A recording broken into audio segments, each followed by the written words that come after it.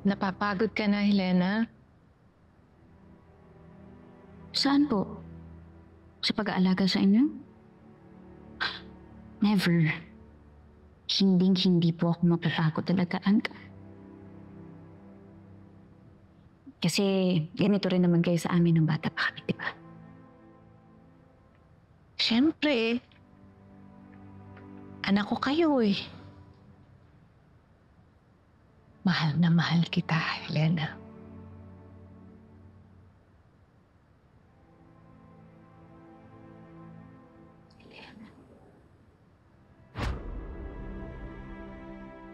Sino ka?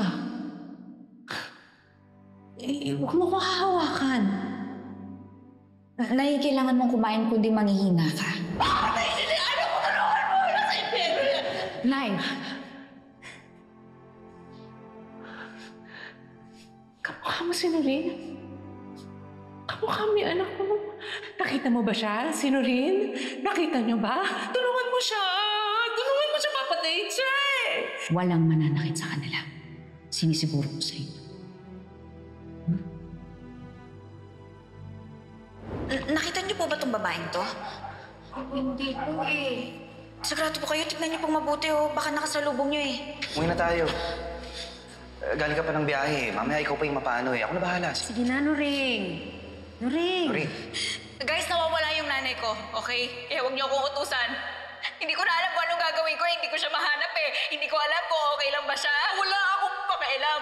Kung mapuyat ako, gagamitin ko ang natitira kong lakas para mahanap ang nanay ko. Alam ko, mahanap ang nanay ko. Marie. Ano? Maureen, si Aling Eva!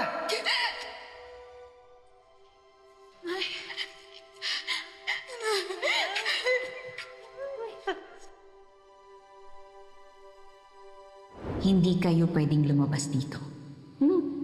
Dito lang muna kayo sa loob. Eh, ba't ikaw? Pwedeng lumabas. May mga kailangan lang po akong gawin. Pero wag po kayong mag-alala. Pag natapos ko na po ang mga yon, pwede na tayong mamasyal ulit sa labas.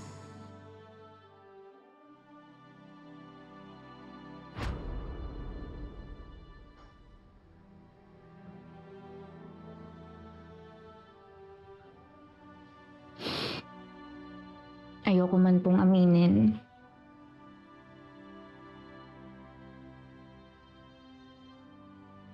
Pero oo, Nay. Pagod na ako.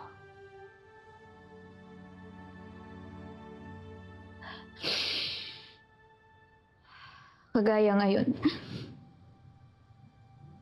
Kailangan ko pong kalabanin si Miss Velma kahit hindi naman talaga yun ang gusto ko.